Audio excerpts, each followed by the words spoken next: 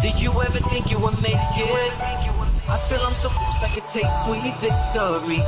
I know this life meant for me. Yeah, why would you bet on Goliath when we got Bet David? Valuetainment, giving value's contagious. This world of entrepreneurs, we get no value to haters. How they run, homie, look what I become. I'm the one. Okay, so look, I mean, we know the social media world, Hollywood, sports, business, politics is filled with many amateur trolls, but there's some professional trolls. There are some that are comfortable trolling others and getting under their skin. Our guest today is an expert in that. But before, I'm sure he's been a great troll his entire life, knowing how to piss people off. He's had an incredible, interesting, unique career. Higher Learning. I remember watching Higher Learning. Was in Higher Learning. He dated Phoebe. Guys, dated Phoebe on Friends, if I'm not mistaken.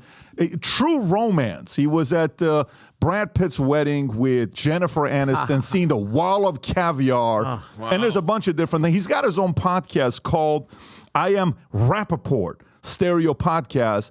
But the most disturbing thing about all the facts that I learned about him, this one made me feel a little bit uncomfortable. We were actually a little bit hesitant about inviting him after I heard about this. He is obsessed. I mean, absolutely obsessed with the Real Housewives, and that's concerning. You know, when you hear somebody that, that knows so much about it. So, with that being said, Rapaport in the house. How you doing, man? How you feeling? Good to be here. Appreciate you having me. Big fan of the show, and excited to be here. I love it. I love it. I know you were talking right off the bat. You said, you know, the unveiling. Right? The Kobe Bryant unveiling. Yes. Of the statue. Yeah. Because today, when we're recording, 2/8/24, so I'm sure that had something to do with it. And I had first really saw you when you had done that interview that, we still see clips from with the late, great Kobe Bryant. So that's kind of what my introduction to you. And I'm a fan of the show. So I'm excited to be here. I got to find a locker if there's any space left. And Rapaport, you travel with a pit bull. Yes. Your beautiful wife, a.k.a. Pitbull, came in here and just... It's a beautiful pitbull. She laid the law down up front. We're fans She said, of the don't show. You mess with my husband, y'all. Well, she didn't say y'all, but she... I threw that one in there, Michael. We can ad-lib a little bit around here. But my mother-in-law is a fan of the show, and really? we watch it. Yeah, we watch the show, man. Very cool. We watch the show. Yeah, I mean, she straight up went for Vinny. Oh, yeah. Mother-in-law went for Vinny. You go talk to that man. Yeah. Anyways. But, you know, we all know one thing about Vinny. What's that? He's from Yonkers. He's from Yonkers. If you're from Yonkers...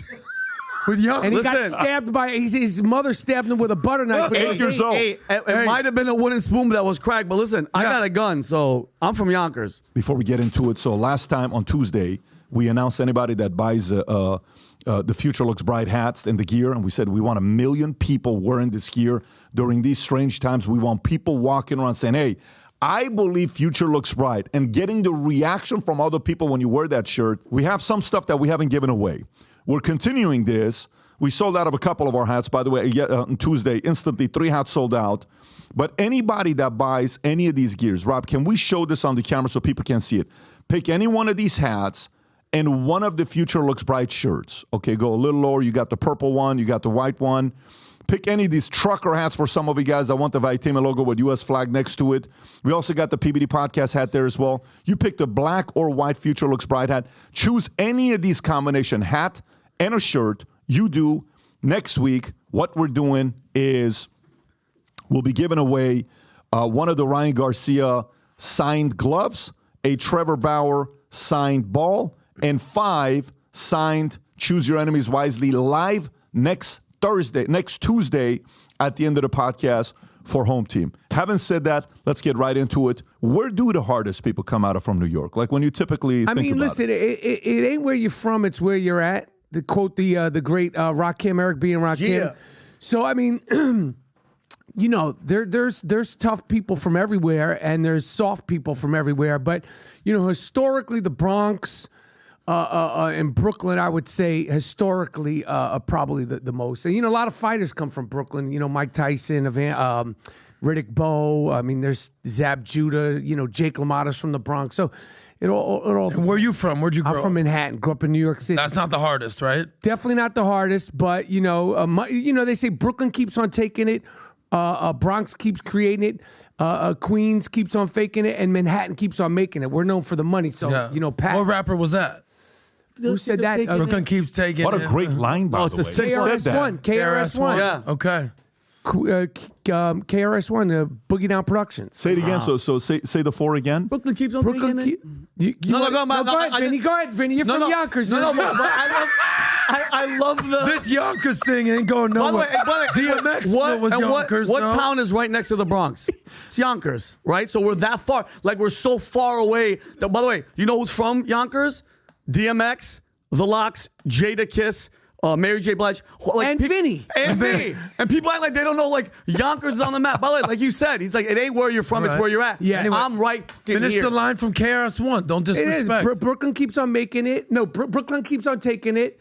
Bronx keeps creating it. Queens keeps on faking it. Manhattan keeps on making it. I did it out of order. Anyway, So Queens is faking then. this is in a hip hop line. I didn't say it. They didn't get me in trouble with Now all Queens the is going to come after him. They know the line. It's an iconic hip hop line. Anyway, Michael, who were you in high school?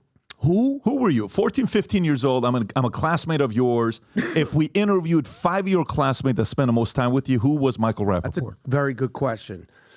I was shit talking. No. Basketball, hoop dream, having, hip hop, loving, very gregarious kid who was exploring, all of New York, but my focus was basketball and hip hop and. Just I was just out and about, man. That's a good question. But that's who I was. I was very, very disruptive. I got kicked out of school from the 3rd grade to the 12th grade. I went from a different school, literally from the 3rd grade to the 12th grade, and I went to public school in New York City. I went to Erasmus Hall High School, which is in Brooklyn, New York, and got kicked out of there. And there were violent criminals in there, and they asked me to leave after my 11th grade year just because they said told my father you're just such a pain in the ass. There was no incident, there was no fires being set. Which one is you? Which one is who's that picture? He's on the black guy. Yeah, No, that's Magic. Johnson. That's Magic Johnson. Yes. Yeah. So that was about 13 years old, but I mean, I wanted to be a basketball player, and I just was a big disruptive personality, and had a unique sort of period of time between when I was 12 and 19, because I was everywhere except for home. Michael, when did you realize you could monetize and capitalize on being this gregarious, I still haven't larger figured than it life? out. To be honest with you, figure out the money. you component said the word troll, and I don't particularly like that term, and I certainly don't consider myself that, because my social media presence and the things that sort of ruffle feathers, people excite, people love, people don't love on social media are never premeditated, ever.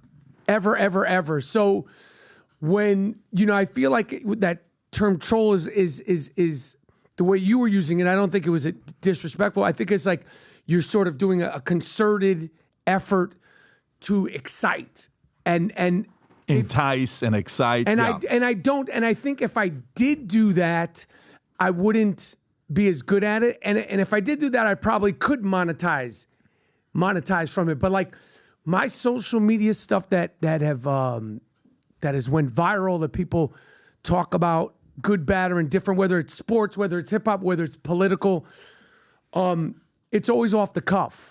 It's never pre-planned and premeditated. Like it's literally, I just go. Which one got you in the most trouble? What did you say that got the most eyeballs and reaction? Was it politics, sports, or hip hop? Man, there's probably one of each. Man, if I went through one of each, I could tell you that there's been a lot of sports over the years. It's been a lot of hip hop over the years. And it's been a lot of politics over the years. Honestly, if I went over each one, it's across the board. But the introduction to my, I could say shit talk, of course, yeah, because I don't want to. Yeah, you're fine. My introduction to shit talking outside of sports and music was after Charlottesville. It was a Saturday morning after the "You Will Not Replace Us, Jews Will Not Replace Us." And when I was living in Los Angeles, I would take that video.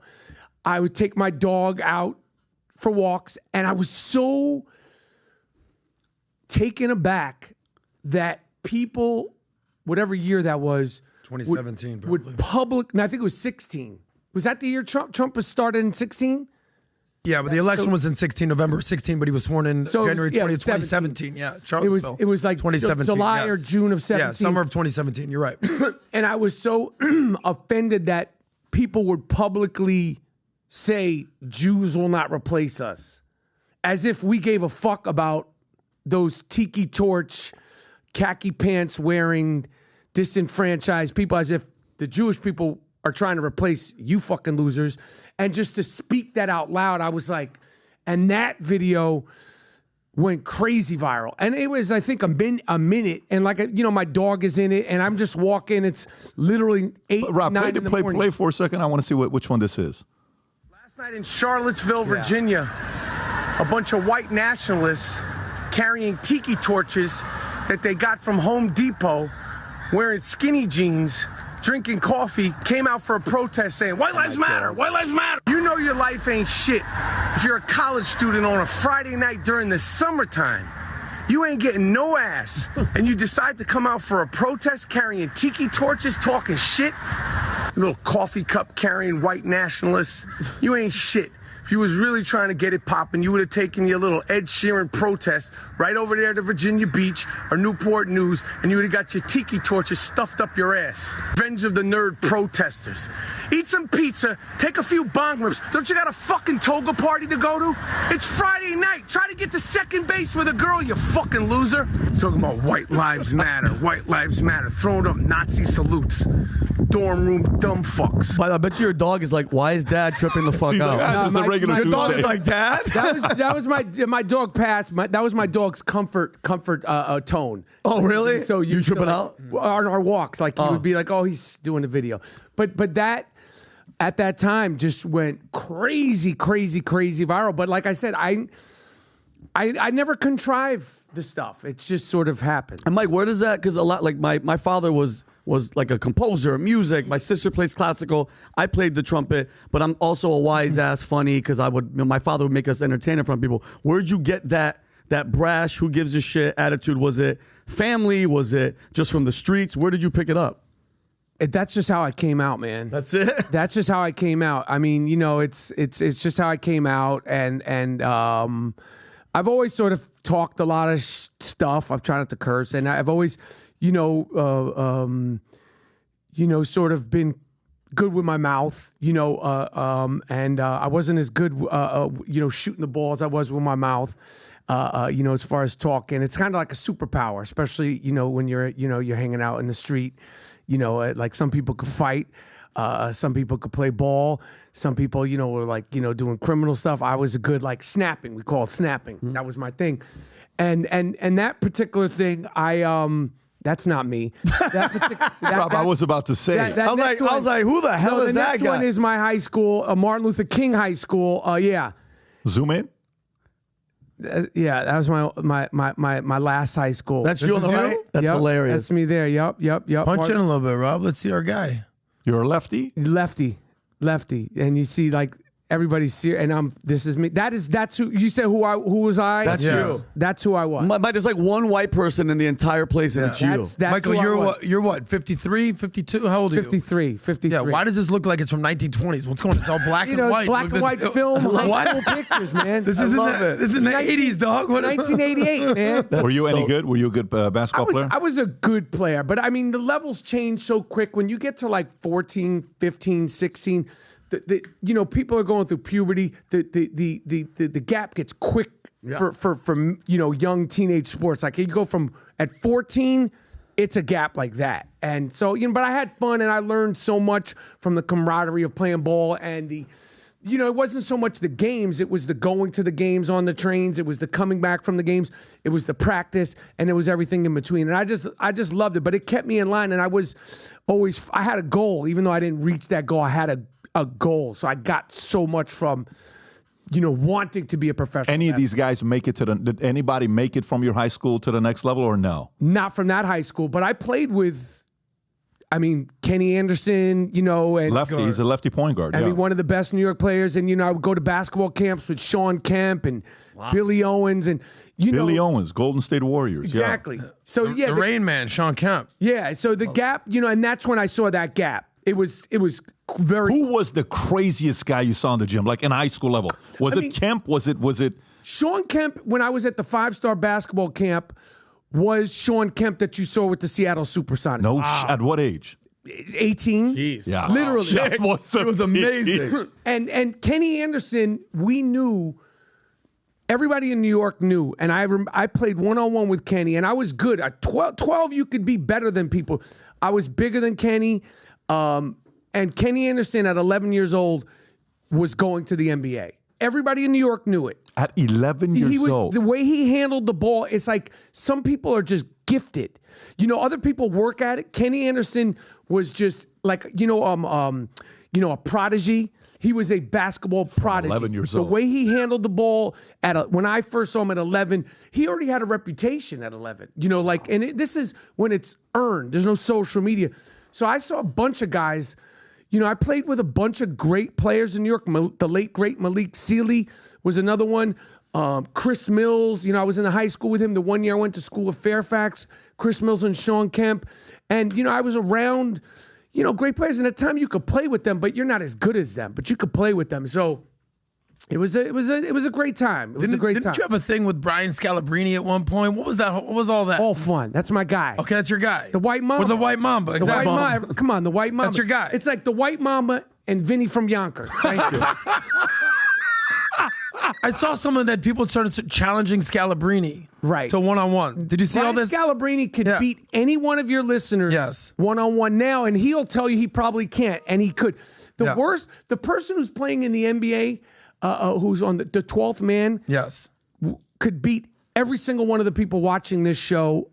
It's the NBA. It's not even close. It's a professional basketball player.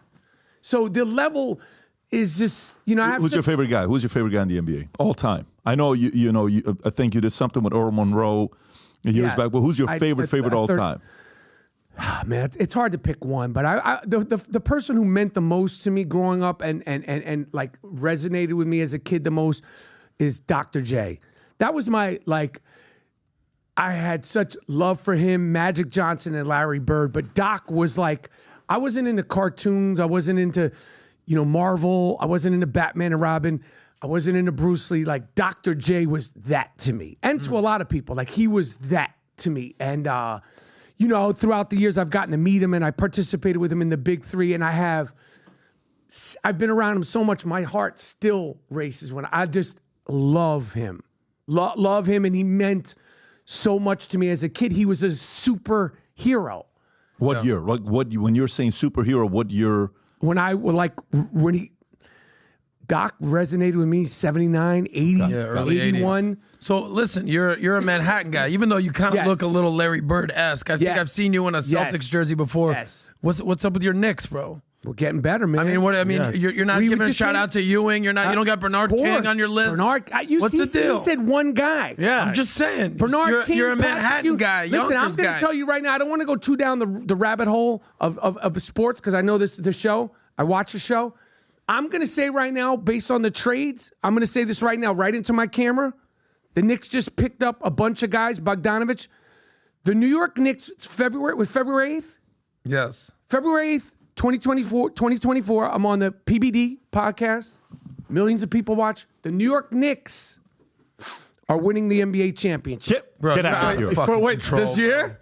When? You're out of control. This year. Hey, what's wrong with that? By the way, what I'm saying, okay, so because of who? Because of Jalen Brunson, he's a beast. The whole team. We have a team. The New York Knicks. Here, I'm not going to say winning. The Knicks are going to the championship. I'm not going to say winning. The Knicks are going to the championship, barring a catastrophe. Michael Rapaport. The Knicks are going. I'm going to ask you the one question I ask Vinny every time he makes an outrageous statement. How much money you want to put on this, Rapaport? That the Knicks are going to a No, they're winning a championship. No, he said they're time out. going to the He said championship. going. No, he winning. changed it to going. He said going. I'll bet you a clean 100.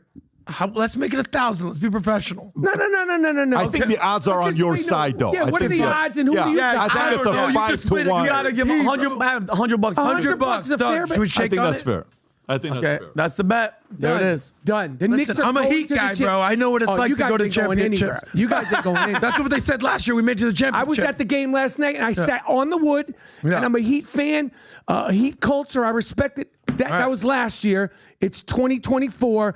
The trade deadline just came in before I walked into the studio. The Knicks are going to the championship. Okay, we have a $100 bet. That's it. Rappaport and I. I the way, am Rappaport. Check this out. This is odds right now. 20. It's not like it's They a. haven't even caught up with what happened 5 minutes That's ago. what I'm saying. They hasn't So it updated. could go even. That's winning. The Knicks are going to the championship. The Knicks are coming out of the East and winning and going to the championship. By the way, that's a pretty bold statement to make. Dude, I have a John Starks jersey still chilling in my So let me ask you, what do you think about the whole conversations about LeBron to Knicks? Is that like a It's not happening. fairy tale? It's He not going to ain't happen. leaving LA. He ain't leaving LA. Do you think the Lakers should trade him? No, they're not trading him. He ain't going anywhere. He's LeBron James. Do I think the Lakers? No, he's the best player on their team. Yeah, I don't think he's going anywhere. He's LeBron. You don't. No. I've seen you at the Big Three before. You've had some beef before. I've seen you were coaching a team before. Yes. Who have you had beef with? I want to say KD and you had some beef. Yeah. Listen, here, I know you didn't want to call yourself a troll. You talk shit, bro. I talk shit, but You do. Talk shit and a troll is two different things. Okay. So you would label yourself a shit talker, though. The best in the world. Okay. We established Or some one of guidelines here. One of the 100%. Would you call it yapping? Would you call it? I call it Snapping. Shit, snapping Snapping. is the insult. Snapping, okay. Shit talking is the general But atmosphere. what happened with some KD? What happened to some other guys? all the other stuff you saw in the Big Three? That's just performance art. Yeah. Okay. No. Yeah. Okay. No. It's all just But performance. what was art. real? What was the real beef? None of the stuff on the Big Three was real. None. What was real? I mean, you got to ask me specific in my life. With KD. KD, that was a whole thing that got out of hand. That was a Okay. DM thing. I mean, you tell it better than me. Dude, a lot of this, Michael. Is somebody is telling you a year? No, a lot of this was a few years ago. I Yes. remember some shit was trending. Yes, so it was trending. We're rehatching some stuff. Yes. Even when you brought up the Jews will not replace this type of thing. I remember that from 7 years ago. But Yes. times. But we got you now, Rapaport. What happened with KD? The KD thing was what it was. Got into an ugly social media feud. Yeah. And you posted Treat. What does it say? Train of thoughts. Train I don't know of that- thought. Rob, let's Go read on, the Laura, article. see what it is. Trainer. Oh, All right. what was it? The worst fights are the ones that there was no one to root for. That's what we had yesterday with the nasty Twitter scuffle broke out between Net star Nazi? Kevin Durant. Nasty. No, Nasty. Net star. Oh, the participants here. Surprising. Durant loves to fight with people on various social media platforms. Yes. And Rapaport is often looking for attention. Not you, Mike. With personalities this Yeah, the volatile trainer involved, report. there This was is no the- warning before the fight. The much Report. the much regarded and respected trainer report. With an A at the end. Yes. Well, Mike, you posted the conversation in the DMs. What was Yeah. he saying in the But DMs? you were calling him a snake. I remember that. He was talking about spitting on me and all Oh, this shit. shit, and and talking disrespect. He mentioned my wife, and I was like, no, it's not happening. Got it. So And that was what? That was 3 years ago? I think it was 4. What was the resolution with that? You guys squash any beef? You see him at all I haven't lately? seen him. I haven't seen him. No. What happens if you saw KD? By the way, are you Step right to him. Straight up. I mean, out of all the basketball players and professional athletes, physically, he's the one that I would probably be least concerned about. Because you probably weigh more than I him. is what you're probably saying? weigh more than Okay, him. Gotcha. At a lean, mean 210 pounds. All right. Oh, the Durant? Yeah, I was the at easy money I was sniper, at a though, club. right? I was at a club, Mike, and I saw this. Like, he's obviously huge, Yeah, but he's his tall. ankle, he was 11, wearing. yeah. He has little baby ankles. But I'm not a tough guy at all. I don't claim to be. I'm 53. I'm going to be 54 in March. Yeah. And, it's not your world? no. But don't say that, Mike, because the people are going to say, oh, that his bark is louder than his bite. My bark is louder than my bite. All right, there. What the fuck you think this is, man? Shit. So I talk shit and I don't I'm back not it a up. boxer. I'm not a UFC fighter. I'm not Sean Strickland or one of these guys. All right. by the way, now that guy, he is not a guy you want to get into a street He's fight with. crazy. Sean He's Strickland. he's had a crazy childhood. Yeah, and that shit comes out in his The fist. best thing is when he told his opponent, he says, look, you can say whatever you want. If you talk about my dad one more time in Canada, I'm going to jail. I will kill you. I will go to jail, and I'll be okay with it. Right? Yeah. Period. And then the guy's like, you know what? Let's just fight it. Just have a peaceful That's like fight. the Key and Peele thing you showed the other day. Yeah, that's Key and a Peele thing. funny. That's It's a like, funny one. what did Michael, let's talk about politics. Go Okay, ahead. so Let's get into 2017. 2017. Yes. You're making that video, right? Yes. Politically. Yes. How much have you changed in the last 7 years? I think I've learned a lot more. So I don't think I've changed. I think I've learned more about.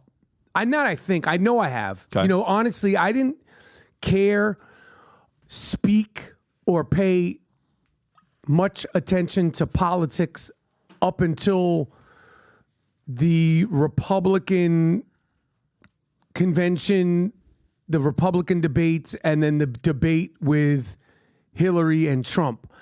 To be totally honest with you. So since that time, I've learned a lot. And, you know, I have I think a clear point of view on the game. I have a clear point of view on politicians. I have a clear point of view on where I stand. You know, as you get older, you know, your money becomes more important to you. Your taxes become more important to you. And I think for me, learning and going through and understanding first initially politics through social media and then politics in real life and educating myself, I have my point of view on things have changed. You know, I'll just jump right to it because I know you want to get to it. You know, my point of view on Trump, you know, and I want to ask you this because I know you're you consider yourself right now a Trump guy? I'm a center-right guy. But right now. Oh, there's no question about it. So the thing is, for me, like you handle yourself in such a classy way, and people are like, you know, Pat, you should run for president. Pat, you'd be a great president. And, you know, you've accomplished and you're so successful. And, you know, the way everybody, you know, in your office, you know, sort of presents himself, and it's a classy place, and it's, you know, from the head down, I would imagine.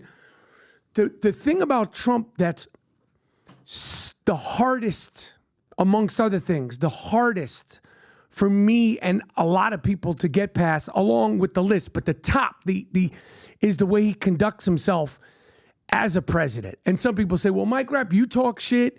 I'm not the president of the United States. Totally. And the insulting people, I don't know a thing about McCain. I don't know anything about his politics, but I know he served this country and he was went through what he went through. For somebody like Trump, who is a draft dodger, somebody like Trump to insult him and give him a nickname and say he prefers his war heroes not to be captured, to me is the antithesis, and that's a big word. I'm using it just because I'm here with you, Pat. It's a big word for me. That's the antithesis of anything presidential. And I'm a shit talker. And all that stuff. But the nicknames and the disrespect for the fact that you're the president time and time after, again, to me is the thing that's hardest for me to get by because it's representative of everything in this country. He's the representative of us in the country. I know also his bark is bigger than his bite, but being the president, that's an extremely loud bark. His bark is bigger than his bite. I think he says a lot more than he does. I think his policies warrant a lot of his policies that he did while he was in office. I like. I think he did do things that were good for the country, but the spillage, the messiness, the antagonistic behavior, behavior towards anybody, whether they worked with him or not.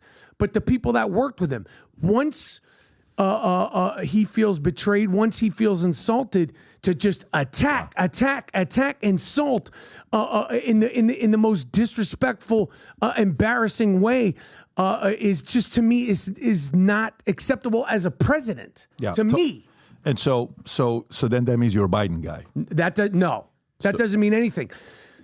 So then would you still vote for him? Would you still vote for Trump? No. Well, I didn't vote for Trump. You mean would I still vote for Biden? 2024, would you vote for Trump this year? Would you consider it? Yeah. Well, I said the other day, that voting for Donald Trump is on the table. I saw that. Yeah, I saw. And by the way, 50 Cent said that with the whole $53 million credit card, New York, Mayor Adams, what they're doing, all the immigrants. But let me. It is on the table. Big Mike, everybody's saying it. Everybody's changing. Then you think Killer Mike or Killer Mike? Big Killer Mike. Mike. So let me kind of give you. So I want to hear your stuff. Yeah, perfect. Let's talk about that. Let's talk about specifically with that. So for me, I said voting for Pig Dick Donald Trump. Yeah, I know you did. I know you did. I love that when they put it up there, they refer to him in the nickname I gave it. But why? Tell me about is this after watching a Jimmy Kimmel deal, or is that just your nickname? I created that nickname. That's your nickname. I patented it. Okay, and maybe you could help me check the patent. Pig Dick Donald Trump, Dick Stain Donald Trump. I have the patent on that. So if you use it, unfortunately, I will have to sue you. I understand. I respect. What was the inspiration for the pig dick? Sometimes stroke of genius. Yeah, a stroke. Nice one. A stroke of genius just comes down. What do you stroke comes down? It's just a lot of double entendres. So going on there's nothing specific to it. You're just kind of it's a name you gave with no meaning behind it. Do you think like do you say like Dr. J, Air Jordan, Yeah. the Mamba, Yeah. Pig Dick Donald Trump? it just fits. Patrick, it fits. Here's what's funny about it. You know it fits. And I see it in your face because I know you have a good sense of humor. You can't even make eye contact with me because you know it fits. Are you kidding me? I'm all about sense of humor. I love being entertained, and I love the funny stories. But it's funny, you're saying that, but you're saying you're still open to the idea. So let me give you I am. I know. Let me give you my rebuttal on those things. Please do. So for me, I'm 45 years old, okay? Haven't been in business for, 20-some years and working with different personalities.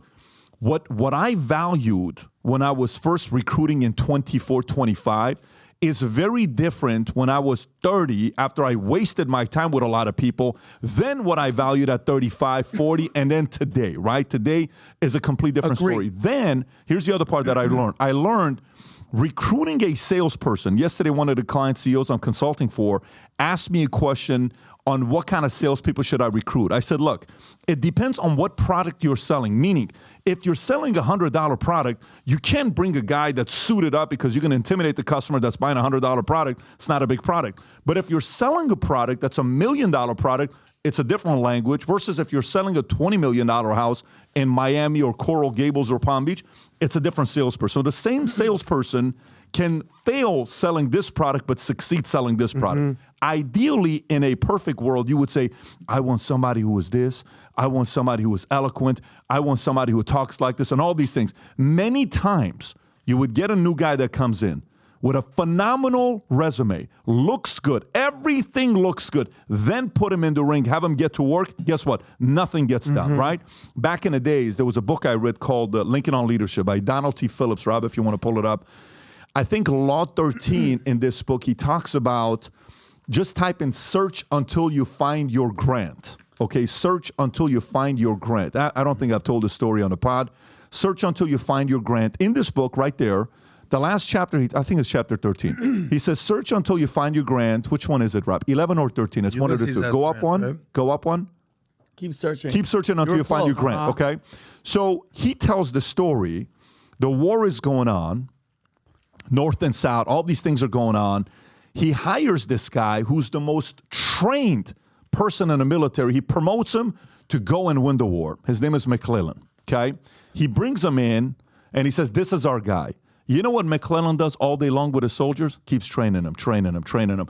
Every day, report to Lincoln, report to Lincoln, report to Lincoln. He brings, after 10 layers of generals he changed, nobody had the balls to go to war except for one guy. He finally finds this guy named Ulysses S. Grant. He comes in, and he says, hey, we got to go win the war. He says, say no more. This guy's a drunk. He's an alcoholic. He's a mess.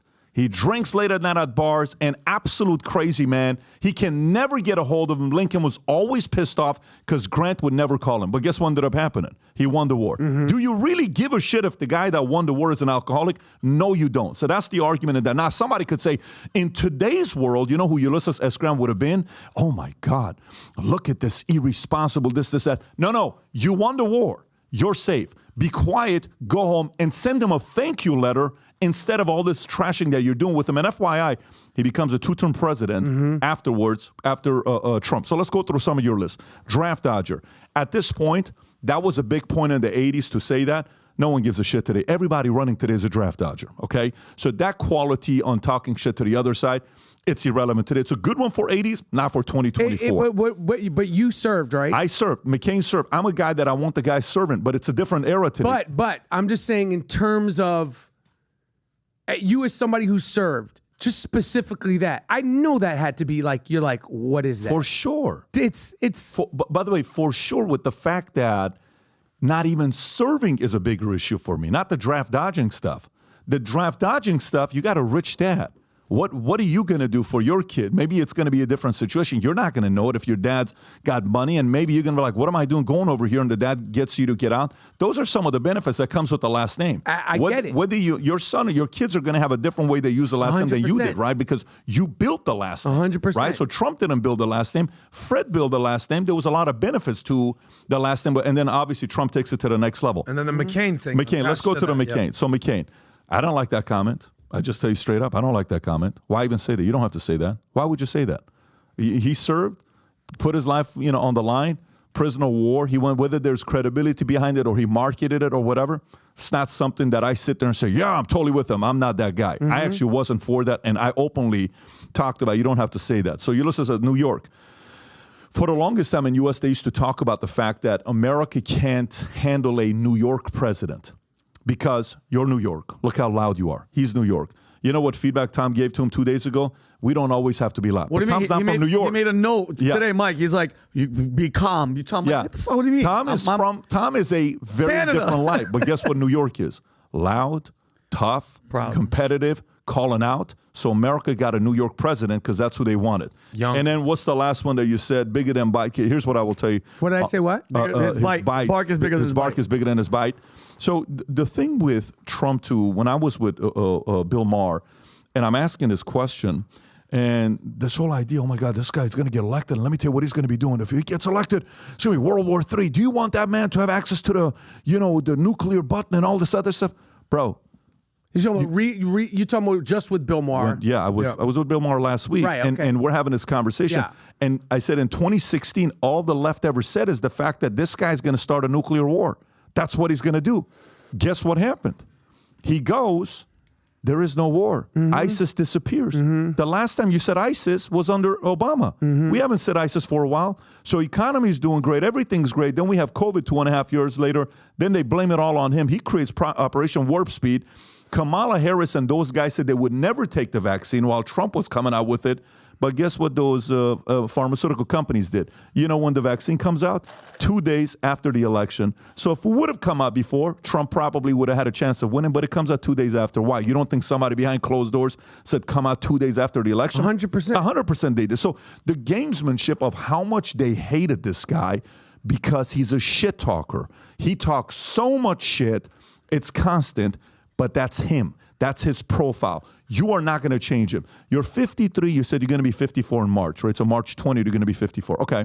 So how much do you think somebody can change you today at this phase of your life with your personality? Shifts. Okay. You could bend a little bit. Subtle, bro. And that's not going to be that dramatic, right? It's going to be subtle. If somebody was going to do anything to us, maybe at 11, maybe 15, maybe 18, no one's going to change Trump. So all of those things of people that used to ask and said, if only he could be like this, let me just simplify it for you. He's not going to Absolutely not. Period. But if you like no war, if you like a great economy, if you like unemployment that was low for African Americans, they're making more money than ever before. If you want data and all that stuff was good, then great. Go this side.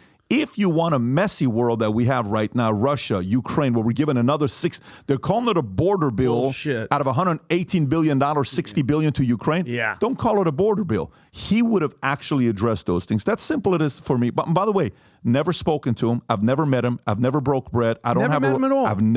I've seen him speak, but we've never had interaction for there to be a loyalty. There is no relationship loyalty. It's policy loyalty. One thing that I really disdain in the mainstream media, or even media in general, even with you guys, or when people are talking politics, is if the other side or a president you don't like does something good, it's never acknowledged. So I'm going to ask you this, because you could probably answer this better than me. What has the Biden administration done that you do like? First of all, the economy is doing good. It's okay. Who is it good for, though? It's good for the rich guy. The people that are making money, they're doing good. That's you. Yeah, I mean, I'm okay. I'm not, again, like I said to Bill Maher, guys like me are going to be good no matter who's the president. By the way, the more they print money, I'm always going to make more money. Because money always rolls up to the wealthy, because the poor and middle income don't know how to keep it. They know how to spend it. The more they spend it, who do they spend it on? On capitalists that own equity. And the equity people make money.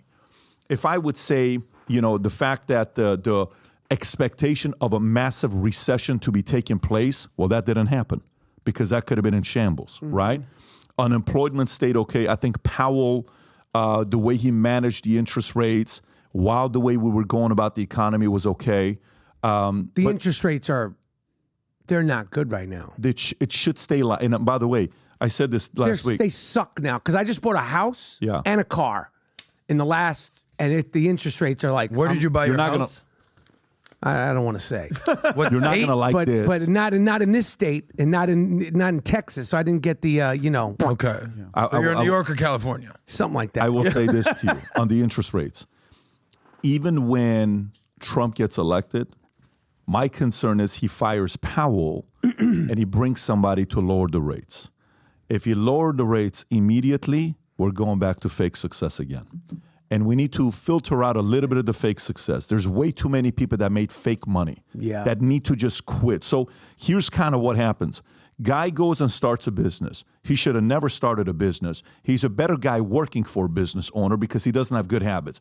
Because of his bad habits, he hurts the employees. He should get out of business and go work for the other guy that is a good operator. During fake success time, these people look like great operators. Right. But during economy like this, they get exposed and then they go and say, hey, man, can I work with you? No problem. Come on down. Because we need more solid operators, not fake success operators. We had a lot of those fake success operators during that 128-month economic expansion of pretty much zero interest rates. So, yeah, I'm not Michael, a can I fan make a prediction? Go ahead. Brace for impact. You're going to vote for Trump. And I'll tell you why. Because you're I don't know if I could do that. I'll tell you why. Mike, just hang on. And by the way, you're talking to somebody that was probably closer to your camp in 2016 and he was and certainly in anti. 2020. This guy hated. I never said hate. I didn't like Trump, but also I've never said the word hate. You can roll the tape. Okay. I didn't like a lot of the things he did. A lot of things you highlighted. For me, there was the one that I was like, I can't do this. Was when he pretended like he didn't know who David Duke was. Everyone knows David Duke, leader of the KKK, is out there in Louisiana. Okay, come on, Trump. You don't know who this guy is. But you're also a reasonable person. And you're also a dude. Like, you're a dude. You like to play ball. You like hip-hop. You like to talk shit. You're not a woke LGBT unicorn type kid. Beta. That's You're not you. beta. That's not you. No. So you've seen what the left has produced over the last 4 years. Again, I'm telling you, somebody that's been in that camp.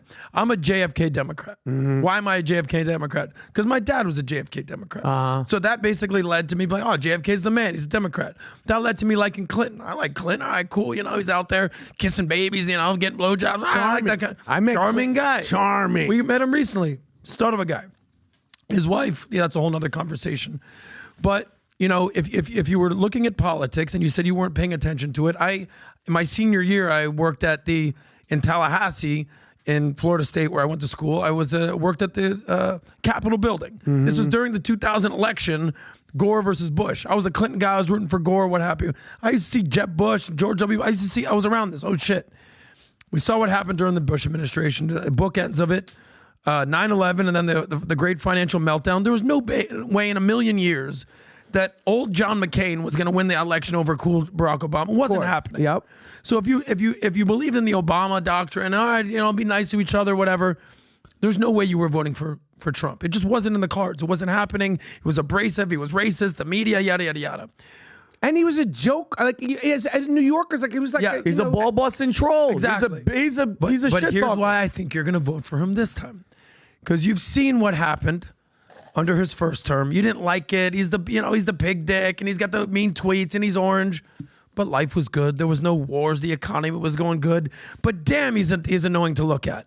But you also can acknowledge that the media had a major role in that. A major role in that. When you take a step back. Yes. You also acknowledge that. Because I will acknowledge that, that one thing about the Charlottesville that I ranted about. Yes. And I was wrong. About the both sides thing.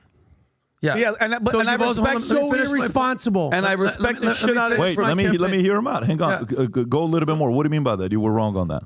No, because he said the both sides, there's good people on both sides. And when you see the full quote, that wasn't what he said. And I ranted on him hard for that. Hard. There's some video about it, whatever. I mean, I ranted hard because I was like, what are you talking about, man? Because you got played. And here's what this is why I think you're going to vote for Trump.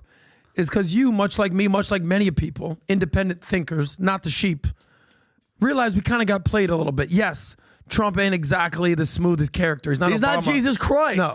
But his policies and who he has around him are way better than what's going on there. And here's my final point. You see what's going on with the border. You see what's going on with the wokeness. You see what's going on with culture wars. And you see what's going on with actual wars. Yeah. Specifically, you see who the Democrats have exposed their hand, especially the progressive left. You see what's going on between Israel and Gaza. You have 3 starved David highs on your chest right now. And as someone who is a proud New Yorker your whole life, you see what the Democratic Party has turned into. This DEI, ESG, woke manifestation of ridiculousness, intersectionality, decolonialization. You're looking at that and you say, you know what?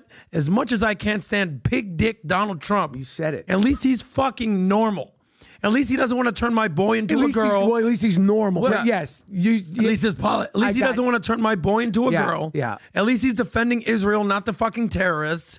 And at the end of the day, I'm a reasonable person. Yeah. So like you said initially, I think I'm going to consider this. Oh, I'm considering it. Yes. But to pull that, I don't know, we don't pull levers anymore. Yeah. Actually pull that lever. Yeah, but pulling the lever for Biden. And then I'm going to tell you right now, I won't vote. I'm not voting for Biden. No. I'm not voting for Kamala. I'm not, But then you can't talk shit.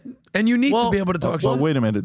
So you're saying, for you, I won't vote for them. so no matter what, that decision is That ain't final. happening. Okay. No, I'm not. That's not happening. Who, what? for I'm not Kamala voting and for Biden. Kamala. I'm not voting Or for anybody. Biden. Well, but Mikey, what about I'm not anybody voting for else? them. What about Michael? Listen, what about anybody Vinny, from what the he's left? saying is, Who? what he's saying There's is, nobody. I'm saying like, Kennedy. what if Newsom or one of these cats pop up?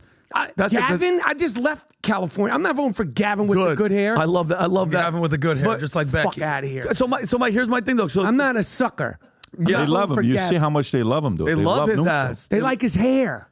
But go deeper. Why do you say you're not a sucker? What does that mean? Because I just moved out of Los Angeles. Okay. It's not happening, man. Explain that. For those of the people that have never lived in LA, why the hell, you've been there for 20 plus years. Why the hell did you move out? Well, I moved out because I wanted to go to New York. I didn't move out for any reason. I wanted to move back to New York full time. That's why I left. But on top, the homelessness in New York, in Los Angeles and in California, San Diego, San Francisco. I could speak on those places. Sacramento is so, but particularly in Los Angeles, in the Los Angeles area is unacceptable. It's scary. It's I don't know the how to fix it. It's unacceptable. It's not safe. It's not sanitary. I know California and Los Angeles is a driving city, but I do like to walk. When you walk, you shouldn't feel just uncomfortable by hordes and hordes and hordes of homeless people. It's not good for them. It ain't good for me. It's not good across the board. And the taxes suck. But the homelessness and how it went, down so bad, so quickly, and the crime. Let's not forget about the crime. Yeah. Let's not forget about the crime. Yeah. So Mike, you said, because I saw the video too, Pat played it the other day about, you said, still voting for him. It's still on the table. We saw Adam mention, what was the break? What was that moment, Mike? Was it the way that the administration treated the Palestine, Gaza, the terror, the hostages? Because Mike, real talk, let's be honest, if Trump was, first of all, none of that shit was happening at all when Trump was in. Everybody just, this motherfucker was shaking people's arms and was ripping them off the socket. I think two things. A, it wouldn't have happened if it was under him. And number two, Mike, let's be real. about that, but- well, nobody did it in those 4 years. Yeah. Here's my thing, though. If it did happen under Trump and there was hostages, you don't think that guy would have gone in the next day, special forces, and just shot and killed Trump would not play this shit. Was it this thing, Mike, that made you go? Israel pushed me over the top. What was it, Mike? Like, please get into it. The good cop, bad cop shit between Kamala and Joe Biden. Joe at first, you know what he said. It was good at first what he said, but. I don't remember exactly what he said, but it was good. Neither does he. And it resonated with Israelis. But the good cop, bad cop between him and Kamala regarding this was not cool, and it's offensive. That they are doing that, as speaking that way when such a horrible, unacceptable situation took place in Israel. And that's when I first said that. I don't know what the date was. I believe it was sometime in October when I first said that. And since then I was like, I can't do it. I can't do it. I cannot vote for them. The border stuff. It shouldn't be harder for me to fly back into the United States from Toronto 2-3 hours. And I'm famous. I played a DEA agent on a show called Prison Break. DEA agent, border agent, they know me. It shouldn't take me, big star that I am, PBD, to get from Toronto flying to New York. It shouldn't take me 3 hours to fly back on that trip and take you 5 minutes across the border. It shouldn't be harder for me to get back into my country from Toronto than it is to cross the border. Good point. And it is. And it ain't cool. And then, the thing that pushed me over the top this week, listen, I live in New York. I want to be clear on this. Crazy point. Mike, that's amazing. You like that? That's a That was crazy Clip point. that and put that on the internet. Boom. Boom. I am Rapaport. But Pat, I'm going to just say this. The media also does this. It portrays New York as this fucking... there's not as much homeless that I see. I'm not Mr. Patrol. I'm not in the 5 boroughs scouring. There's not as much homeless, specifically in Manhattan. I don't know the crime statistics. It's still New York. It's still the greatest city on the planet, in my opinion. It's still everything. That being said, when I saw the cops in Times Square, one of the epicenters of New York, one of the epicenters of all things American in the world. You think of the United States, that's one of the places. They dropped the ball. Dick Clark, the late great Dick Clark, you dropped the ball in Times Square. When NYPD's finest could get jumped by migrants. Illegal migrants in my city. I'm not the owner, but I'm born and raised in Manhattan. When NYPD can get jumped by illegal migrants in New York City and then walk out with no bail, raising their middle fingers like Tupac did when he came out of the court. Unbelievable. Fuck you, fuck that, fuck this. In New York City, and I know that's a city thing. I know it's nothing to do with the president, but that's when I go, is New York still the greatest city in the world if you can do that? Because that is a slap in the face to everything that is great, special about New York, and that is a slap in the face that is everything that's great, special about the United States of America. Yep. And that's when I said the other day, this is just, I can't. And homie's wearing a freaking Kobe jersey, a 24 Lakers that's shirt. New York. And that's when I'm like, this is where I know the best. I know New York City better than any other place that I've spent a lot of time in California. That is my city. That's just the most blatant, disrespectful shit that you could do. That you can do this in New York City. You could beat. Let me tell you something. To think that you could put your hands on a cop in any city, let alone in a city that you ain't from, in a country that you ain't from. When I haven't traveled the world a lot, but when I'm in Israel, Argentina, the places that I've been to, I find out the rules and regulations, and I'm a disruptive personality. If you can't spit, you don't spit. When you're in Thailand, you can't say certain things, it'll get in trouble. Let alone put your hands on a cop. The audacity to jump a fucking New York City cop and walk out with no bail. That shit's embarrassing. And Mike, these are the and we talked about this. Clip Mike. that too. Yeah, these are the same. Imagine traveling to a different country and beating up a cop anywhere else. No, but we're ready for this. I mean, Much less even in your own country. Brittany Griner did a year and a half in jail. We're bringing some weed to Russia. It wasn't even. It was in a vape thing. But Mike, And you could do this and you walk out with no bail. Flipping double birdie. But besides the flipping Nah, off, you're right, man. hold on, getting stomped out. This is what pissed me off.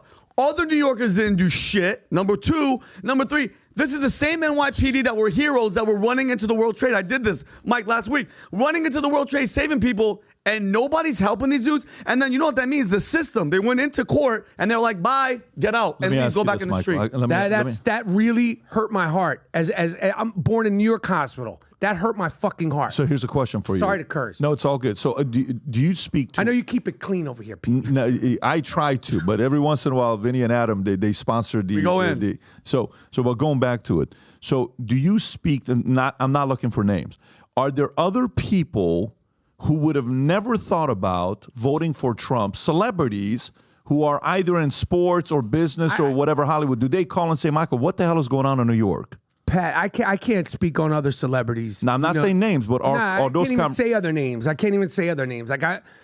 But I could say this. There's a lot of people in the Jewish community that I've spoken to a lot that are like, I never, ever, ever thought... You know, some celebrities that I never thought I'd be at that point also. Ever. And they're like, they were hard body like me, like F Trump, you know, and all that stuff. Like never Trumpers, that's what you call them? Yeah. A lot of people, I would say, in my world, and I could say, you know, 2 celebrities that pop in my mind that said, I never would have thought I would have even considered, and here I am. Yeah, that's exactly what's happening. That's the reason that I said I think you're going to vote for Trump. And it's not even necessarily you. It could be any extension of you. Any reasonable person, especially Jewish, is going to look back and be like, the Jews are not voting. We're not doing it. How about the congressional testimony with the University of Presidents? Could it not condemn Harvard genocide? and shit? Wait, Harvard and all those, MIT, all the clugging gay going. There was literally protesting, like supporting Hamas, and I think that exposed like the Jewish community was like, what the by the way, hell is here's going something on I thought here? of. Substitute any group, 100%. other than Jews. We want to genocide all Mexicans, all gays, forget it. all blacks, all Asians. They would have been condemnation to the highest degree. But Jews, somehow it's acceptable. You know why? Why is it acceptable, Mike? You know why? Because we are the last acceptable group to publicly hate. You can't do it against LGBTQ. You get canceled. Bye. Black community, Asian community, disabled community. You can't say the R word. Mm-hmm. You little person, you can't say the M word. There's a lot of things that where if you say them, if I said it right now, yo, you're done. But you can openly hate Jews. We are the last acceptable group, community, religion, race where it's not only acceptable, it's sort of no consequences. You're emboldened to do it right now, particularly right now. That being said, I will say anti-Semitism, anti-Jewishness has been around forever. It's going to continue to go around, but it is extremely it's extremely disheartening and concerning and infuriating. What's the not, you know, what's happened in to the real people, the victims, is one thing, but the Claudine Gays, the MIT woman who somehow still has a job, the Harvard woman, the people thinking that they could say, get off my campus, Zionist, who can tell my friend in a cafe in New Orleans, I'm not going to serve you because you're Zionist.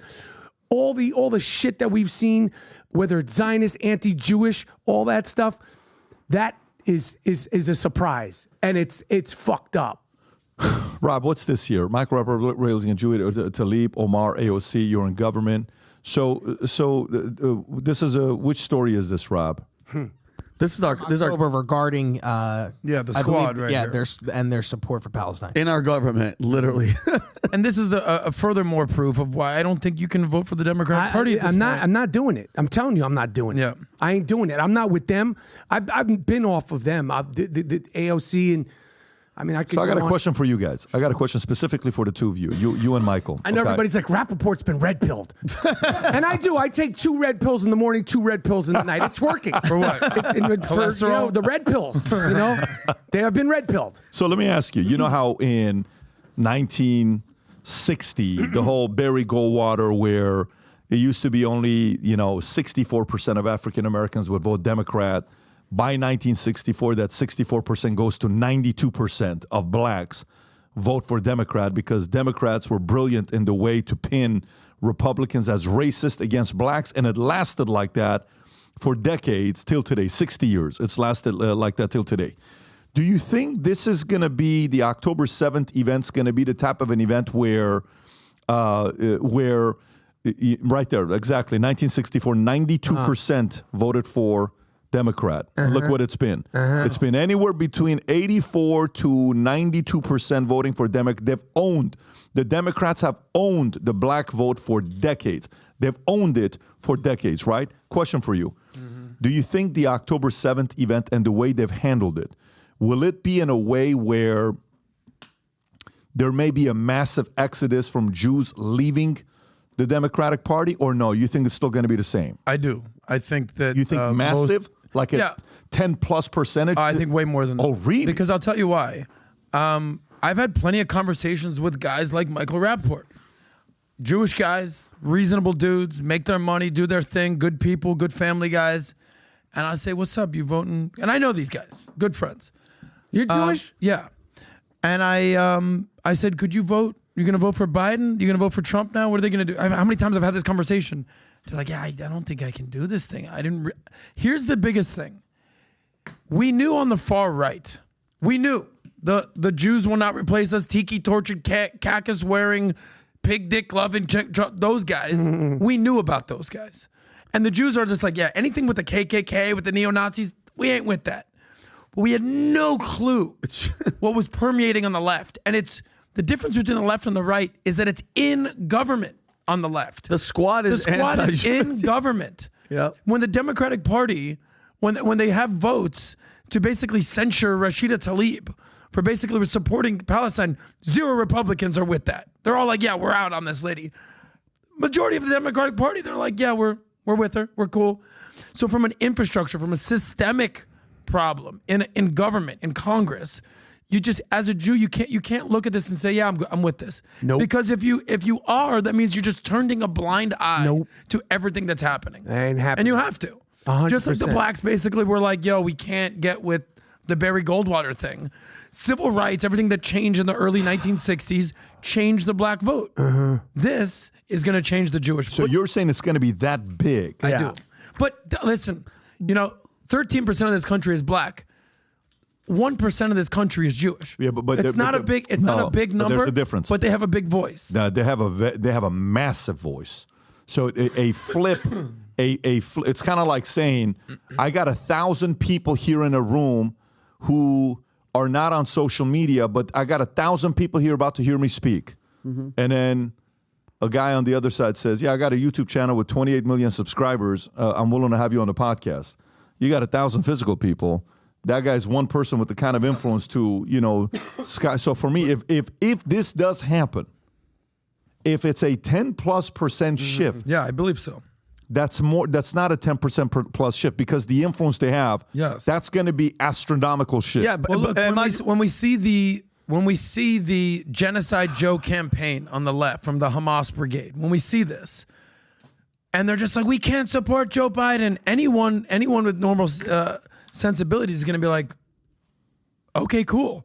Just help elect Donald Trump that moved the capital to Jerusalem, okay, that will basically squash Hamas. So go ahead, keep campaigning for Genocide Joe. The Democratic Party is your only chance left, Hamas crew, to Do you basically have agree a with voice. them?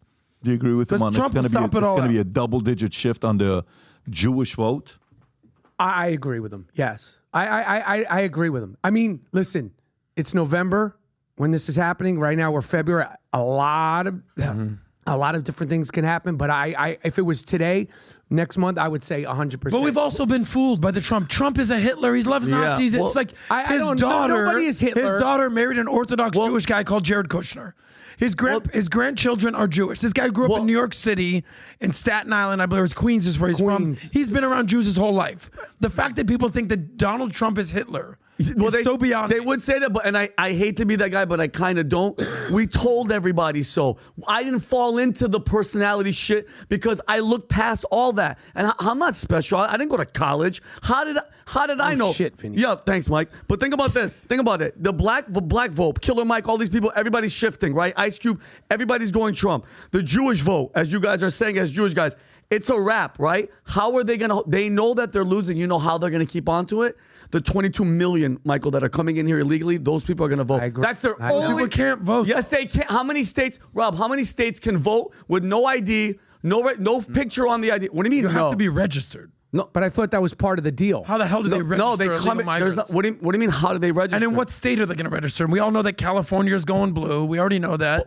Adam, They're going to flip Texas. Rob, you have that video that I sent you about Texas the voters? was close Rob. last time. Yeah, but Pat, I sent Rob a Slack pipe today, dream. Rob. I sent Rob a Slack about there's a guy in Texas, Michael, going up to all these migrants and interview them, asking them who they're going to vote for. Where is it? Is this it? No, that's not it. That's an illegal that killed somebody.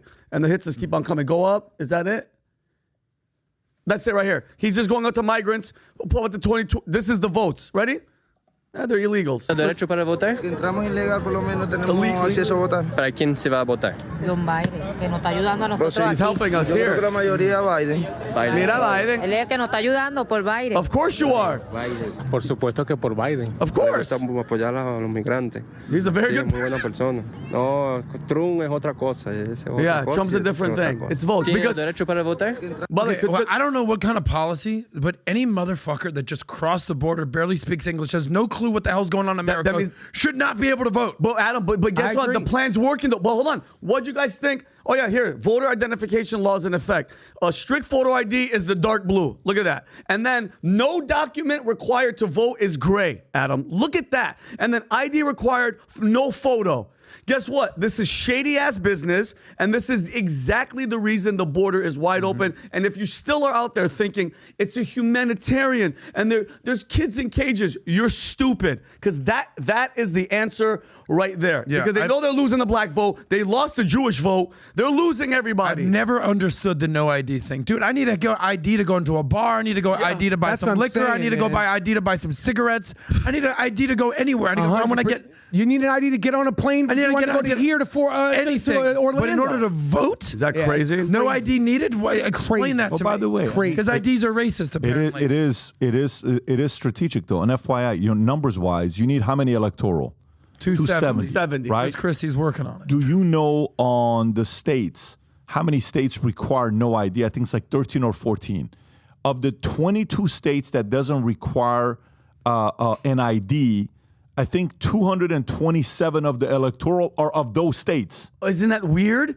Did you get the numbers? It's the So majority. that's right. The 227 are from states that don't require documentation. Oh, so we're screwed. Well, let me tell you something. That's it. Republicans should be thanking their lucky stars there's something called the Electoral College. Because if it was a popular vote, you guys Done. would get smoked Oh, every forget it. single Oh, time. forget so be it. thankful for the Electoral Yo, College. well, thank God. But I am happy that because Mike, I'm not gonna front, bro. Like I don't know what video your wife's mom or whatever said, and I was just like all of that negative Trump because I had to step back and realize that people were sold on it so much because everything told you, CNN, MSNBC, the news, he's evil, he's this, he would do this. It's actually refreshing to see somebody go, holy shit, the grass was cut and now I can see the snakes. Because they're right in front of your face. And once it hits How home, many Rapaports are out there? I think a lot. I think it's growing. No, meaning not you, Mike. He's saying that are waking up to this. I think it's a no, growing. What I mean is, Yeah. to me, these guys are very similar because I remember first time I talked to him, first time I talked to Adam, he's like, hey, what if I come join the team Valuetainment and, I'm at a phase of my life and he's in Florida at the time and I'm in Dallas, Addison. So I came here because we were shooting an ad video for one of our events, which we never ended up using the footage because it was using it on a helicopter, and it was at the same time. So I'm like, I'm not going to use the footage. And then I talked to him. I said, so tell me, politically, where are you at? So, I'm like, independent. And I said, so how do you feel about Trump? He's like, well, kind of this. And we just kind of, it was almost as if like, And I'm like, okay, cool. Sounds good. And then you come, you talk, you kind of go through the process. I paid him $1,000 when Biden won on a bet. I know. Paid him $1,000, okay? A lot of people did. Yeah. And the point, and then I'll go from there to here. How many people are sitting down saying, I have buyer's remorse, I want my vote back, or sitting there saying, I can't do this again for another 4 years? And I think what I've realized also, and this is something that you're going to have to deal with as well, is that, dude, you're never going to love the person. Like, if you're voting based on the personality, we would all vote for Justin Trudeau. He's nice. He's good looking. Mm-hmm. We'd all vote for Gavin because he's got great hair. But policies and personality are totally different. I think Donald Trump's personality is nails on a chalkboard.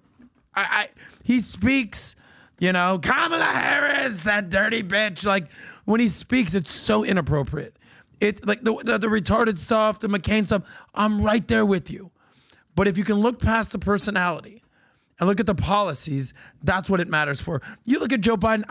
People hate on Joe Biden. I'm like, he's just like an old, senile, nice guy. He's not some cruel, evil dictator. Like, I don't get the hate. I get that he's old and he's decrepit, and you called him a cadaver Joe. A cadaver Joe. Nice. Another stroke. Another good one. I mean, that's good the Lord. One. But when you look at the policies and the open border and the taxes and the LGBTQ DEI-driven ESG doctrine, it's just hard to just be like, I want more of that, baby. So I've had to learn, Michael Rapaport. This was not me. I was just like, I can't deal with Trump. Fuck him. But no, you have to look at things and be like, yeah, as much as he is nails on a chalkboard, you have to go policy. I think you're gonna decide for yourself privately when you're by yourself, nobody is around, and you'll evaluate what's most important policy for you, and then you'll adjust accordingly. We still got a long ways to go. You said it right. We're February right now. The game hasn't even started. Yeah. This is like the pregame. How ugly do you think it's going to get the next few months? Bad. Define bad. In regard to Trump, Biden, it's gonna be bad. I think it would be to be totally honest. I think it'd be worse if Trump ran and doesn't win. I think people are gonna go nuts. Because I think his core group of supporters are more prone to. I think the Biden people are more screaming, yelling, crying, but the other people are more like, yo, we're gonna fucking take over that kind of mentality. So I don't want any of that. Nor does anybody. But that I think would be a concern if he lost even fair and square. But what evidence do you have that his people might get upset and do something about it? I can't think of anything that they've ever done. Something about this. Well, Dr. J wore number 6. Yeah. It was a month. It was before this month. I can't think of anything that they've ever done when they get upset. Yeah. So, but yeah, I mean, it's gonna be wild. So Nikki Haley, I'm curious to know what you think about this. So, do you think it'll ever get to a time where one of the states will, separate and become its own country in America? No. You think that's going to happen in our lifetime? No. Tell me why. Because it's just not a feasible thing. That one of the is that what she's talking about? Yeah, like Texas. No, she's saying it's not possible, but there's discussion about the fact that Texas is so sick and tired of the fact that they're trying to protect the border and Biden's administration is getting involved. So for some states to say, look, we're going to do it ourselves. We don't need you anymore. That's not going to happen. It's just the founding fathers. It's just not going to happen. It just can't happen. Texas, it's the most American state. It's not going to happen. I don't think it's going to happen. You think that could actually happen, PBD? I don't know if I think it's going to happen or not. I think Texas is most American, but Texas is saying you guys are no longer American. You're France. I think Texas is saying California is France, the other way around. Texas is saying, we're following the founders. You're not. You know, we're being American. I hear You're you. being European. I hear you. This still doesn't mean they're going to be their own country.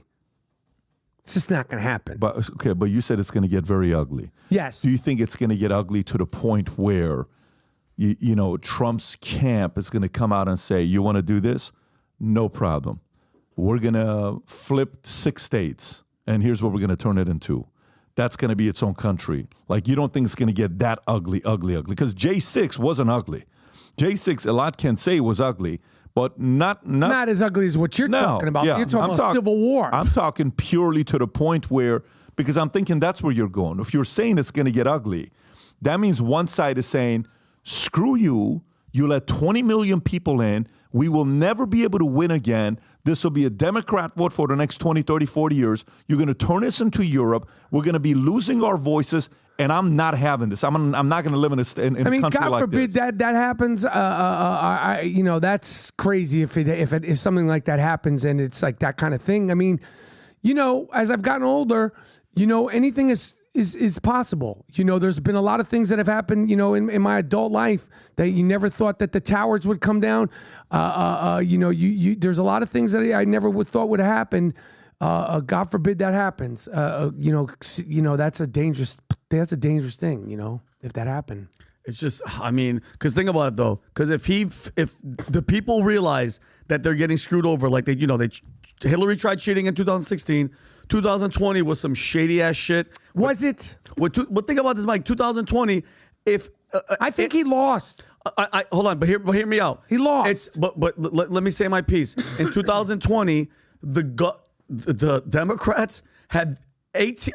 Was it 40 or 50 FBI agents at Twitter? No joke. Had offices there working to stop any negative stories about Joe Biden or Hunter. Which they did a poll that they said what percentage of people would have not voted for Joe Biden if that happened. Do you remember the number? It's a big number. So Mike. But that being said, he still lost. However they played the game, it's dirty game. But he did lose. I agree with Michael. It was the biggest push, and that's why when Joe got the amount of votes and Trump got the amount of votes, because I think everybody came out. I do not think everybody's coming out again, and I do not think like every last American is going to vote. Fully agree. Yeah. But that being said, this narrative, and also if there was somebody in Trump's ear, stop with the fake election, rigged election. We got cheated last time. You lost. Muhammad Ali lost to Joe Frazier in the Garden, 15 rounds. Everybody fucking loses. You got to accept. He lost that election. It's not like every single court and they tried. There's no proof of it. They got to move on from that. And I think it's a bad look for the Republican Party, and it's a ridiculous look for him to still be talking about that. But I think two things can be true at once. What Vinny's saying about Twitter, and the New York 100%. Post, and the Twitter's Hunter a Biden shithole. thing, and the misinformation and the disinformation, the suppression. That is a separate conversation than the actual counting of the votes. But do you? If you want to count the votes, Twitter's a piss he hole. lost. If you want to say, well, if it weren't for all this, these votes would have been different. And I think they pushed him in with the vote, the suppression going into it. But I think that's just part of the game. It's like, like if you could get away with holding at the offensive line, you're holding. But I think the Russia, I think some of that was real in the Facebook and all that shit. But this fucking guy still, sorry to curse, he's still talking about the rigged election. I was like, come on, man. There's no rigged election. But don't forget, he was also talking about a rigged election when he won in 2016. Well, he did, but it was you live rigged. by the sword, you die by the sword. He needs a new script writer. Yeah, but at the end of the day, I mean, he doesn't trust any. I wouldn't trust anybody, especially with 2016. But at the same token, I would rather have nuts behind the wheel right now than. By the way, let's say CEOs. Let's say Pat. There's two CEOs, Mike. You're a CEO and he's a CEO. Would you rather have a boss that is loud, brash, whatever? But guess what? The building is protected. We get fucking paid. 100%. Or ready for this? The guy that's talking nice, but the shit is on fire. 100%. I want that guy. But I'm not saying. don't get me wrong. That to me is election interference as the cheating with Twitter. But the mail-in ballot situation with all the shit that I saw and that overnight jump, I'm just saying, hold on. Can you blame a guy for not trusting a party that was cheating with Hillary on 2016 and he still beat that bitch? Why I don't like when people say he's crazy, he's nuts. He's not I don't crazy. think he is. I think that's the wrong. This is crazy. Is he an egomaniac? Is he a narcissist? Is he thin-skinned? Sure, all that. But he's not crazy to think that the media is after him. He's not crazy to think that the deep state is after him. Of course. Because they are. Yeah, 100%. Okay, so two things again can be true. This is why 100%, it's not black and white. There's a lot of gray area going on here. There's a few things that could happen that can make his life very hard. If the border gets fixed by the end of the year, if they fix it, Trump's chances go lower. If the economy gets better, dramatically gets better, that decreases his chances. If they shut down the border and they just close it up and no more people coming in, it'll hurt Trump. If they put in Newsom and Michelle, it'll hurt Trump. Michelle's not doing this. You know what they just did last week, 2 weeks ago? So Obama's side, they send out fillers, asking donors, what do you think about you didn't hear about this last week? What do you think about the possibilities, the prospects of Michelle Obama? Would you support her? And Obama did that with people out there. Do you have that story, Rob, to pull it up? Of course they would support. Yeah. So to see what she would do, because they're trying to get somebody that can replace Kamala. They know they can replace Biden. They don't know how to replace Kamala. And if they had a Newsom Michelle, that's a real interesting race there. If they announce at DNC, it's Newsom Michelle, and Adam always says Vegas odds president. Newsom as the president, her as vice? Whichever one, vice versa. No, she's not going to do vice. That's exactly what I said. She's not going to do the president either, because as cute as it sounds and as egotistical as it sounds, she and her husband know that even if she did snap her fingers and I think she would win, you have to do the job. And she does not want to do the job. I think so, maybe. Why would she want to? Go back to it. Michelle Obama may have notified people in 22 of her White House ambition. I plan to run. I don't believe it. I don't believe it. I think they know they did this for 8 years. They know the grind of it. Yeah. Oh, yeah. Why would she do it? But let me ask you. I've never been in the Michelle Obama's camp. I've never been in the Michelle Obama's running for president camp. Let me ask you a question. I don't get it. Let me ask you a question. How much of becoming a president on the Democratic side, hear me out, how much of being a president on the Democratic side do you think is you getting picked or you saying, I'm going to be a president? You know what I'm saying? Yeah. Okay, how much of it do you think is the first one over the second one? I would. Oh, go ahead, Michael. You getting picked. So meaning, for example, you and your wife, Kibi, and we come and we say, hey, we'd like to have a meeting with you Thursday night at 7 o'clock. Yeah. You take me for a nice meal. And we're going to say, Michael. You pick me, but you send in a car. You send a car to pick me up. The car's coming, Mike. You come to our place, private room, penthouse. We're sitting there. You walk Sushi up. chef? Yes. Anything you want. We would know what you like, What do you food-wise. like? Tell us what you like. A nice sushi chef. That's done. What's your favorite sushi? Okay. Restaurant? Yeah. Nobu.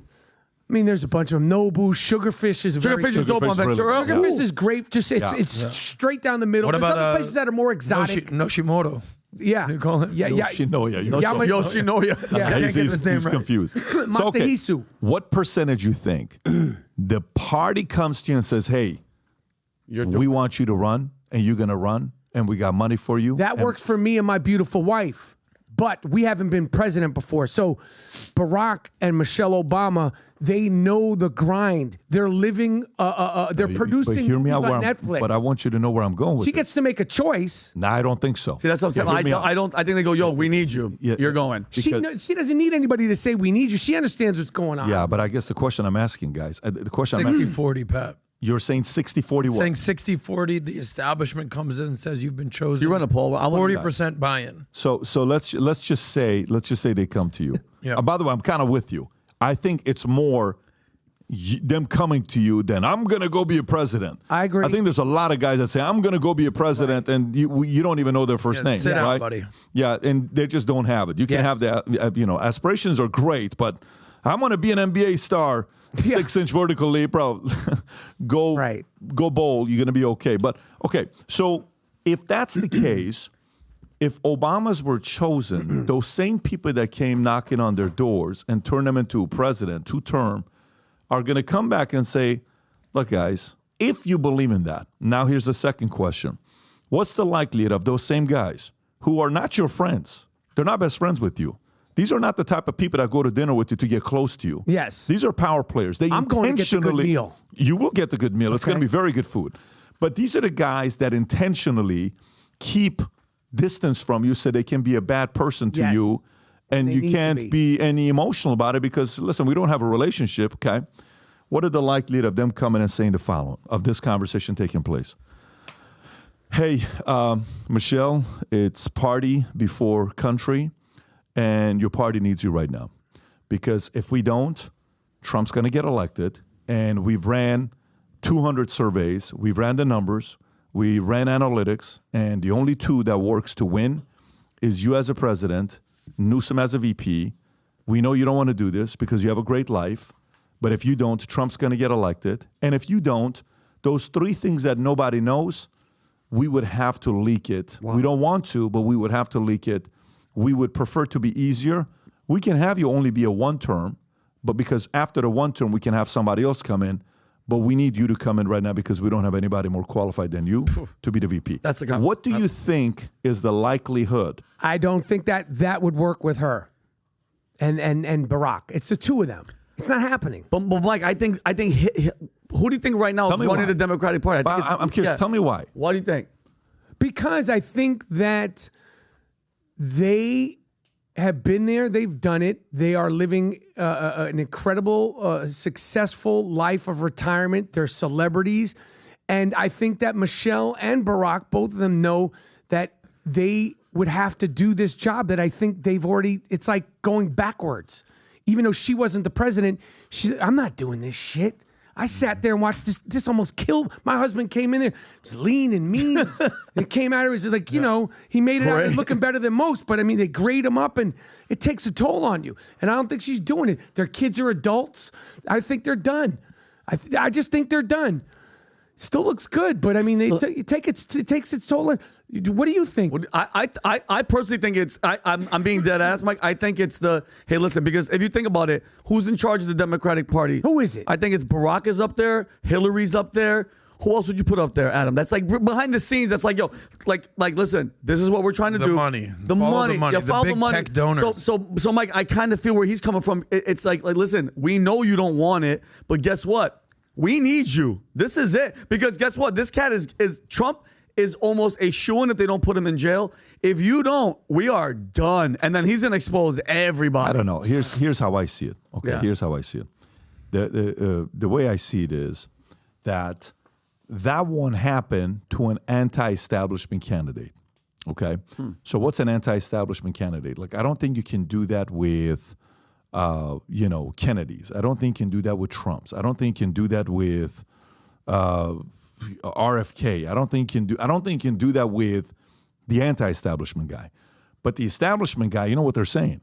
It's you vow, hey, party before anything. Anything. Yep. So if it's party before anything, that means if we're going to need you later on, you're going to have to come campaign, you're going to have to come to this, and that includes if later on you got to kind of run again because it's pretty bad. Because you know what's going to happen if Trump gets elected? What? Do you know the first term Trump got in, what did he really do?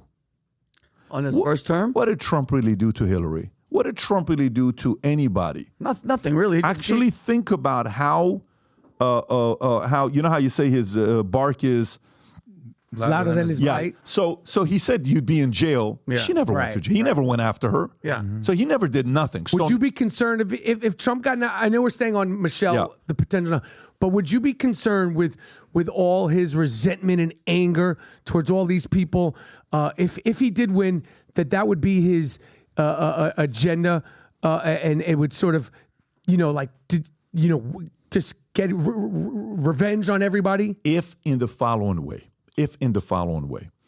if he gets in, he'll fire Ray, he'll replace Powell, he'll get rid of a lot of guys that he doesn't like that he sees as establishment. And if he gets the right people in that are able to find out, remember when the Twitter files was coming out and we were learning that the FBI was in on it and they were saying you can't do this, you can't do that.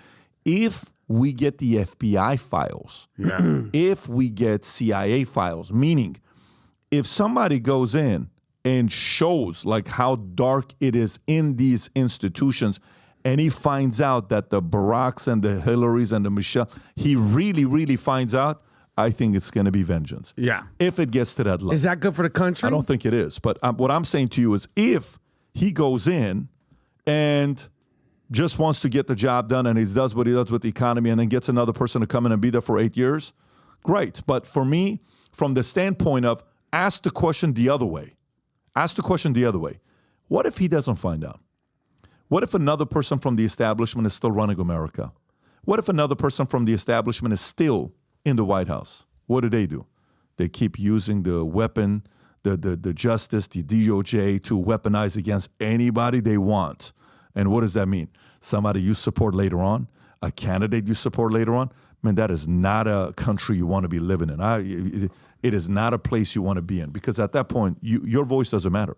Right. You're nobody at that point. So regardless, he didn't do anything on first term. So you have to ask why. He either didn't do it because he wanted to be softer on first so he gets reelected, or he was just never going to do it, period. It was just a threat. I think it was more of a threat. And if that's the case, he gets elected, they're not going to do anything. But if you're Michelle, if you're Barack, if you're Hillary, if you're the establishment on the left, do you think they believe that? I don't think they do.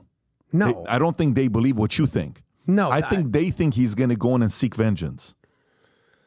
I think so. You understand what I'm saying? think so, yeah. If you believe what you just said you do, Yeah. if you believe that they believe that he's going to go in to seek vengeance, then Michelle has to go run. And you just said, too, that you thought he might seek vengeance. But you said if he got... I don't think he needs any more information at this point. To find out, yeah. You don't need... Pretty blatantly obvious. He's got enough what he needs, and, he's been, everybody's going after him, some valid, some not valid. So he goes in there... I don't think it'll be like I don't think it'll be that aggressive. I think he's gonna come in like you said, fired, you're fired, you're fired. But then guess what though, All of that Michael? is I irrelevant. think he's gonna go 100%, shut the border, he is gonna come in again. Like You're saying on if some Trump wins? If Trump wins, I think he's gonna obviously fire the people that need to be fired, the people that were the cats that were like I behind don't closed think doors. that's the question. Wow. I don't think that's the question. I'm telling you, that's not the question. I think the question is, the establishment left. How much do they fear Trump getting reelected that he's going to do that? A lot. Well, give me a score between 0 to 100. 100. Okay, perfect. If that's the case, Michelle has to run. I'm betting you $100. I got 100 here that Michelle's not running. Yeah. Michelle's, VP or Prez? Neither. she ain't none of this. She's producing Netflix films. Yeah, I listen. It's an easy job producing to Netflix. specifically address. So Michael does not think so. So she might run. I'm not. No. She's not running. I'll do 100 just to have fun. I don't have. Yeah. But what I'm saying to you is, if the left wants to win, there's only two people. That's Vegas odds right now. By the way, Michael, number one is Trump winning. 2 is Biden. Number 3 is Michelle. Although Michelle was They're down saying at the Michelle bottom. is going to run. Vegas knows something. And mind you, though, Michael, this was a couple months ago. Yeah. She wasn't even on the top 30, bro. 40. Michelle just jumped up.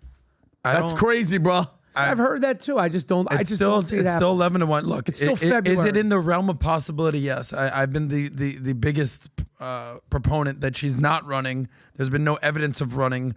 If I could pretend to be Joe Biden for a second, and what do you think the conversation? It's easy to say he's dementia. It's easy to say he's an old man. It's easy to say he's a cadaver. It's easy to say he's not really running the country. But let's just role play for a second. If I'm Joe Biden, I don't even know if he has this kind of oomph in him, but if he wanted to say, listen, Trump came in here, he tore down Obama's legacy in 2016. There's that video of Obama showing him around the White House. It was embarrassing. You guys ran Hillary Clinton, lost. You tried to have Bernie Sanders come in, lost. I show up, freaking Joe Biden, I win. Now, again, he's a little delusional here. This is role playing here. So Michelle Obama's she's never been elected for anything in her life. She's never been elected dog catcher. All of a sudden, she's just going to manifest herself and become president of the United States. Yes. If there is a plan, look at what's going on. Biden just won New Hampshire. He won Nevada. Okay, he won South Carolina. So this plan, I think, will be unfold by Super Tuesday, which is in 25 days from now, March 5th. if he's still the candidate, Yeah. at what point are we going to be like, all right, I think Joe Biden is actually running, guys? Well, by the way, you know what I believe that? Yeah, that's a good point. I believe that at the NC. So I will believe after What's that, August. August? August, yeah. Yeah. I will believe then that you're right. But I'm just telling you, the answer to the question starts with, how concerned do you think the left is? 100%. Then if that's how concerned they are, they're not going to take an L to say, let's just take this L this year and go get our draft picks and let's kind of rebuild. Like, what is that one motto the 76ers had It's every the year? tank in the- Trust the exactly. process or whatever it was. Process. Oh, we're going to just trust the process. No. If you believe this is it, because Trump's not going to run 2028. Say Trump loses this year, you think he's going to run 28? No, Nah, he's no, out. he's done. But Never know. But the point is, if That animal, you never know. Yeah, exactly. if I would not rule anything out of if Trump. If you think he's that formidable, and no one's ever won with their approval rating being in the 30s, that includes Biden, that includes Carter, that includes a bunch of guys that were in the 30s that never got reelected, then you cannot sacrifice a election to give it up to Trump. You have to go to your bench, and you have a good bench with two players. Two players you got. Those are good players. Yeah. Oh, what you're saying is completely normal. It is not far-fetched at all. No. This is the Henry Kissinger doctrine, basically. Stop being like you have to think as a pragmatist in reality, not wishful thinking. The pragmatic point of view would be like, he's running. He's announced his candidacy. He's the incumbent of the president of the United States. He's running. The train has left the station. They're acknowledging how fucking bad the poll numbers He's are. 80 years old. Did you see my whole? Do you have that video of Biden? Mike, just a comedian. It's to the point where I feel bad. I'm not even trying to talk. It ain't a good look for the. Also, it's not a good look for the country or the presidency. And he's talking about Hamas here, right? Is this the one, Rob? Pat, can we show this? I haven't seen Look this at how. play. Look at how. It's yesterday, right? He forgot what Hamas's name was. Look at this.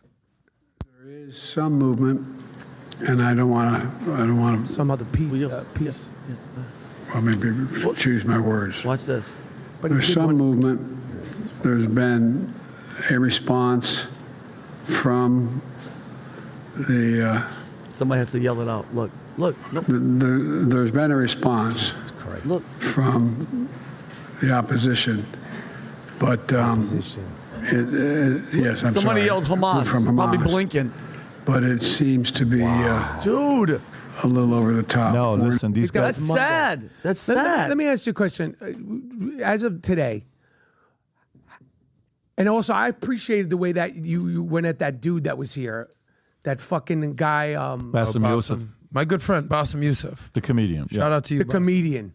Yeah. But how do you see this coming to an end with Hamas and the hostages and everything that we're dealing with How do I see it coming to an end? right now with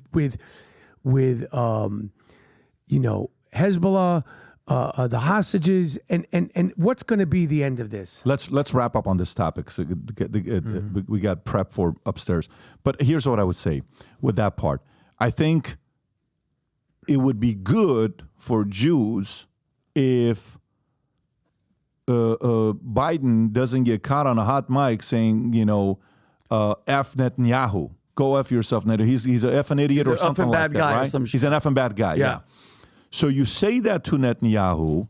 Netanyahu decides 2 days ago, ceasefire deal is off the table, right? Okay, because he knows U.S. doesn't have his back. So then you have to hope somebody else comes in. That's not happening right now because when it's this deep in things, there's not going to be another person stepping in. Iran is publicly the leaders are saying, hey, we're going to suspend our attacks on U.S. Soldiers and bases. Okay, so U.S. attacks 125 bombs in 85 locations or something like that. And then you got these guys on the other side with Iran who are doing proxy galore, Hamas, Houthis, Hezbollah, and Russia has their back, China has their back. Jeez. Iran has the second largest military in the Middle East, 587,000 active soldiers, 200,000 reserve soldiers. Iran, number 3 oil reserve in the world behind Venezuela, behind Saudi. Saudi's got 22, Venezuela's got 24.4, Iran's got 17%. And, the other day, Wall Street Journal story came out saying the fact that if a billionaire wanted to build a nuclear bomb, what would it take him to build? You know what it was? $1 billion and 5 years to build it. Wow. So if a billionaire can build independently a nuclear weapon with only $1 billion and it would take him 5 years, you really are that naive to believe that Iran doesn't already have a nuclear weapon? Exactly. How naive are you to even believe that and talk to us like as if you have looked at every square inch of Iran underground? We just saw what the Hamas built underground. What do you think they're getting trained? They're getting trained by the professionals who are the OGs in Iran that are teaching. So we are way too naive with Iran. The only way you can fight them off, the closest thing we had, every single time it was almost close to topple and there being a revolution, is Iranian, the Hezbollah leaders, the people at the top, the Khamenei and those guys. You know who they fear? They fear their women. They fear their kids. They fear sanctions. They fear students. They fear not who you think they fear. That's who they fear. And by the way, interesting data.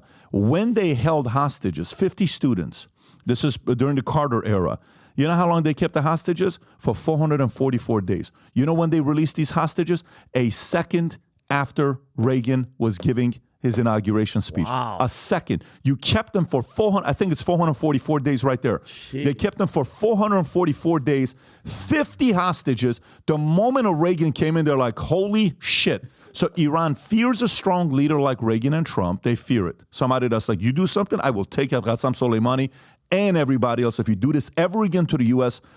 Troops ever again, that's number one. They fear their women.